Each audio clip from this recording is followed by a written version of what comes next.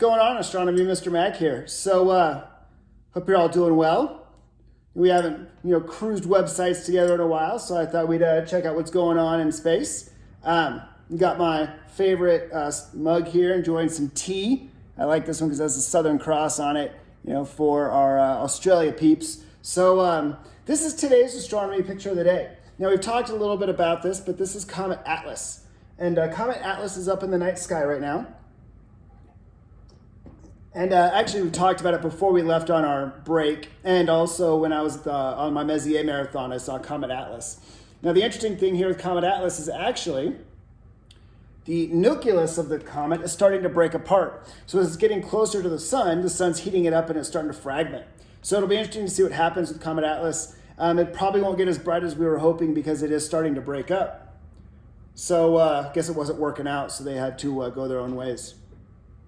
All right, so let's check out some other APODs.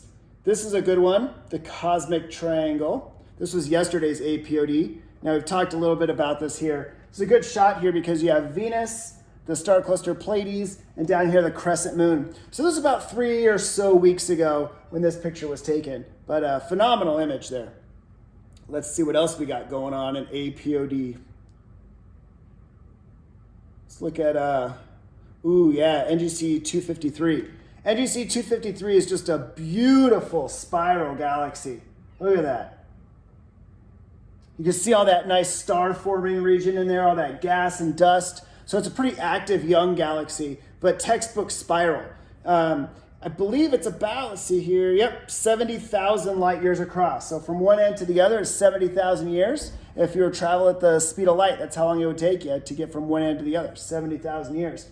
It is a relatively galactic neighbor at 10 million light years away. So kind of in the neighborhood of the Milky Way a little bit. See what else we got? Oh yeah, let's take a look at this one, the Horsehead Nebula. This is a great image. Hubble got you. This is Hubble. This is infrared. So Hubble's not looking at it in visible light. Hubble's hitting it in infrared. And the reason why you'd want to do that is so you can look at slightly cooler temperatures than visible light and from there on. Infrared looks at temperatures around the 6,000 to 7,000 degrees to maybe actually even a little bit cooler than that. So with infrared, you're going to be looking at star formation, planetary formation, the structure of the nebula a little bit more. So there's definitely always some good APOD action. But let's check out space weather, see if we need to worry about anything in that realm. But they're also talking about Comet Atlas. So there you go, showing it in a false color image. Allows them to see a different contrast. But again, that nucleus is starting to break up. We also have another comet coming in the sky. That's usually it's not common to have two bright comets, and we have Comet Swan. And it was just recently discovered with the SOHO Space Telescope. SOHO it's been up there now since the late 90s observing the sun, but SOHO's discovered a lot of comets. Unfortunately, this one is right there, easy target for backyard telescopes in the southern hemisphere. So our friends down in the land of Oz will get to see that one. Now, if we look here, we have Comet Swan. Unfortunately, we won't be able to see Comet Swan. And then we have our other, Comet Atlas. And the sun here, sun's not looking too busy there. Blank. Solar minimum. So if we jump over here, we can actually see we actually have had 81 days this year so far without a sunspot. That's 76%. So we are definitely in the solar minimum. Let's see what else we got here. Well, there you go. Let's get down here. Oh, yeah. Ooh. We got, let's see what's today's date. This one flew by yesterday on the 15th.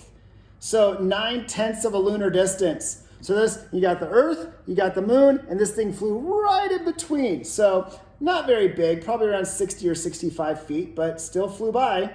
Then we have our big one here on April 29th, 2.4 meters. Mass extinction size right there. But it's going to fly by 8 lunar distances, so we can relax this time. Got a 800? That would cause a bad day. But that one's flying by at 16 lunar distances. So these big ones are flying by. These are the ones that we know of.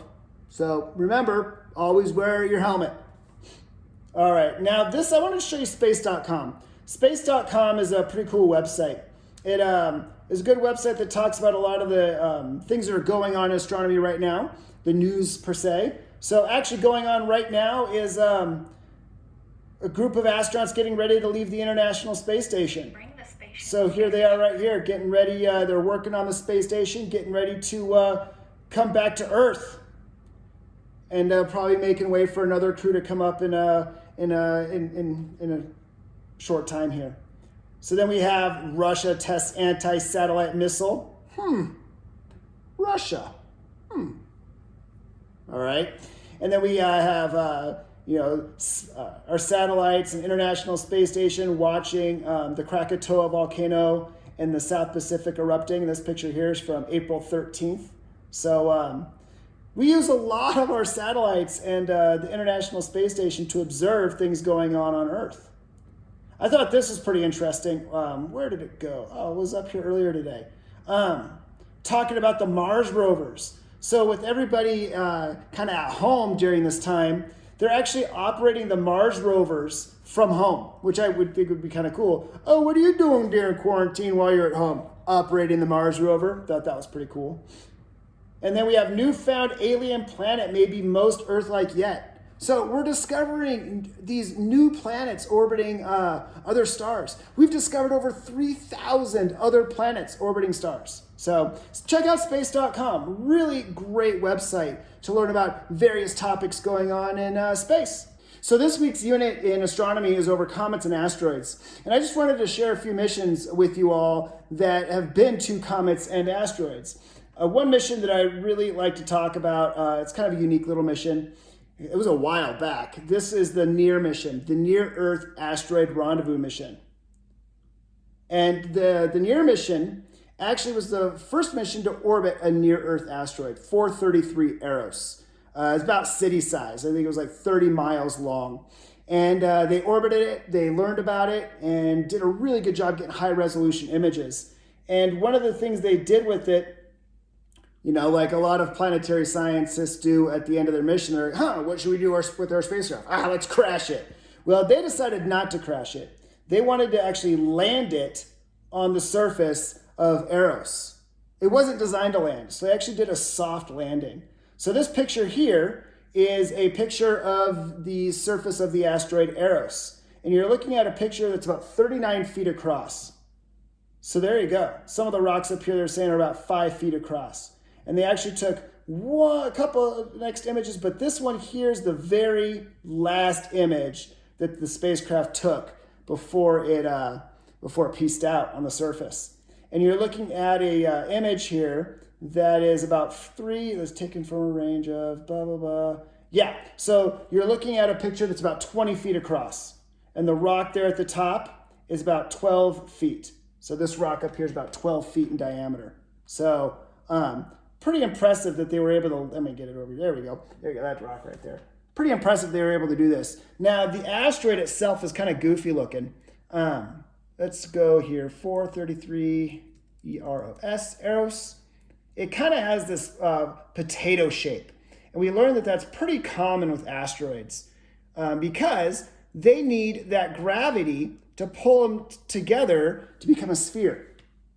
And at a certain size, they're kind of just chunks of loose rubble. So this is actually a picture taken by the NEAR spacecraft of 433 Eros. When asteroids get big enough, gravity can take over and they start becoming spherical, which I'll show you some of those here in a second. Actually, let's go there now. Let's go to the Dawn mission. The Dawn mission was awesome, and it recently just ended. The Dawn mission was the very first time we ever sent a spacecraft to two objects. So the Dawn mission went to asteroid Vesta, which is the fourth asteroid discovered, and arguably the second or third largest asteroid. But it orbited the asteroid Vesta, studied it, did high-resolution imagery of the surface of Vesta, studied the surface, learned what it was made out of, and then it fired its rockets and went to the largest asteroid, Ceres, and studied Ceres. Two very different asteroids. Ceres is the largest asteroid at about 500 miles in diameter. So this spacecraft did an amazing job with its high resolution imagery. These are all pictures of the surface of Ceres under false image or false color. This is actually an image of Ceres, but it's false color. False color allows us to see different features and different mineral content on the surface a lot better. This is actually the asteroid Vesta. And you can see here, Vesta is not quite spherical. It has this kind of potato shape to it. Vesta's around 350 miles in diameter. Just big enough to where it's starting to become spherical, just big enough to where it stayed molten long enough to where it started to differentiate its layers. What I mean by that is it was molten enough and hot enough still to where the iron could sink towards the middle and you get progressively less dense materials. So you have a core, a mantle, and a crust. So you think that 300 or so miles is like the right when differentiation starts to happen. Now, when you look at Ceres, on the other hand, Ceres is much larger. And let me see here. Let me just search it up. Ceres 1. There we go. Now I won't say what they classify Ceres as, because if you all know me all too well, I don't believe in that stupid dwarf planet definition. But they do put Ceres in that dwarf planet category. So here is a really good image of Ceres here. And let me just bounce it right there. So there you go. Now when you look at Ceres, it looks like a planet. It is spherical. And it looks like Mercury or the moon. It's much smaller, but we actually found that there could be silicate mineral deposits and potentially maybe a chance of a liquid water ocean underneath the subsurface in some areas. So it is a very dynamic world. And before we sent a spacecraft there, the Hubble Space Telescope did take pictures of it. And, it wasn't super impressive. Let me see here.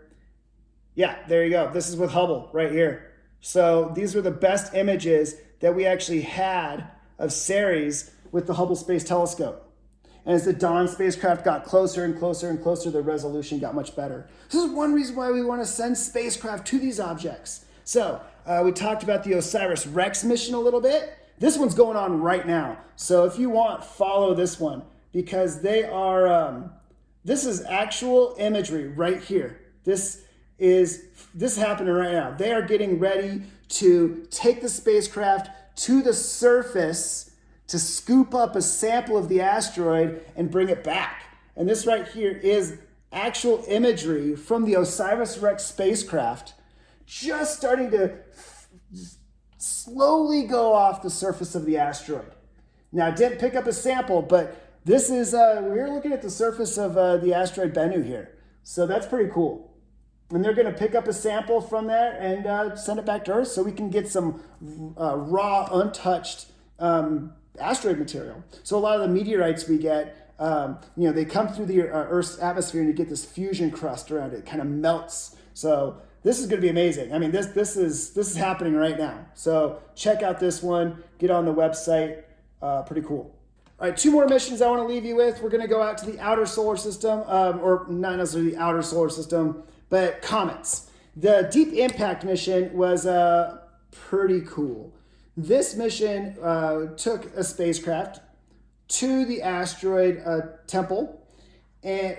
Comet Temple, and they imaged it. But it actually had a little part of the spacecraft, an impactor, that went and hit the surface of the comet so it could explode fresh comet debris. So we could actually do spectroscopy and learn what the comet was made out of. Now, after the impactor of Temple 1, right there, Deep Impact releases an impactor that happened back in 2005. They actually still use the main spacecraft to fly by asteroids and comets and take pictures. So the main spacecraft is still going. Temple. Let me show you a picture of the impact here.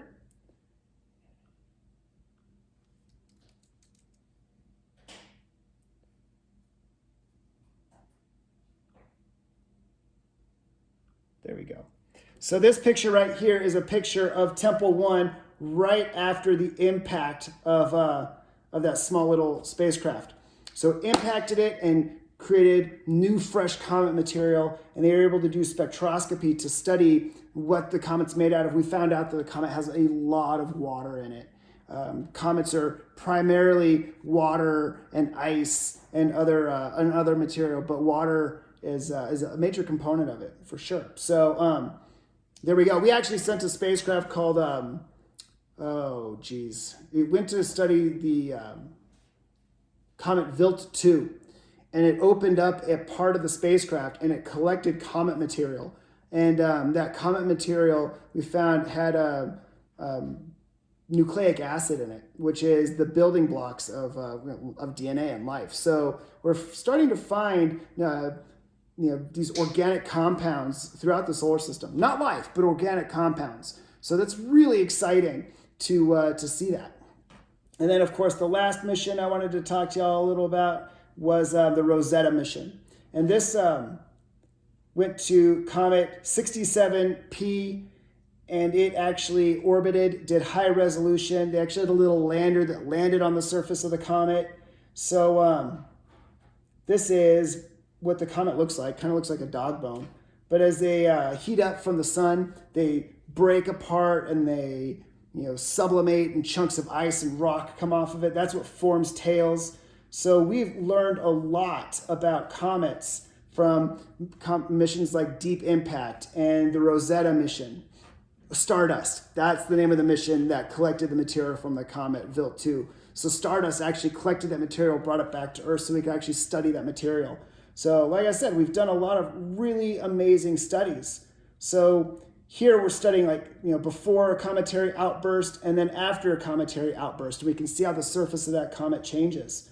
Here you go, before the outburst and then after the outburst. That whole entire chunk of the comet right here is missing. So as that comet was heated up by the sun, the gases escaped, causing little bursts of gas and causing cometary tails, and that chunk is no longer there, and you can see it missing right there. So comets are just phenomenal objects. I actually got a picture of one right here. This was given to me by a student here, and this is a comet Hale-Bopp. And Hale-Bopp was a super bright comet in 1997. I remember seeing Hale-Bopp from the light-polluted skies of Phoenix. I mean, it was that bright. So actually right here, that little fuzzy right there is the Andromeda Galaxy. So get out, look up. Next clear night, we're going into new moon, so the skies will be nice and dark. And nice thing is astronomy and looking up at the night sky is something you can do when you're at home. So I encourage you to get out there. You guys have a great weekend. Mac out.